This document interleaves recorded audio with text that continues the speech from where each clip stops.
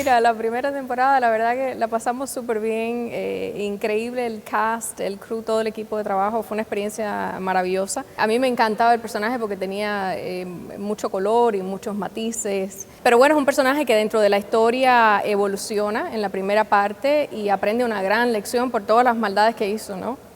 ¿Alguien vio la presentación del mundo de la moda que dejé sobre mi escritorio? Tina se parece mucho a mí en la fuerza, en la seguridad, en el todo contra todo y a por todo. I guess I'll pick up. En lo que no se parece es yo creo que en esa fuerza negativa, ¿no? Yo soy muy alegre, muy positiva, a todo le encuentro el lado bueno, a todo le encuentro la sonrisa y la verdad no le hago daño a nadie, no me interesa hacerle daño a nadie, no quiero nada que no sea lo que me toque a mí.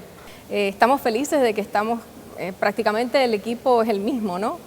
Algunas caras nuevas integradas al cast y al crew, pero muchas ganas de hacer, la verdad. Amamos mucho el proyecto, hay mucho cariño y mucho deseo de que todo salga muy bien.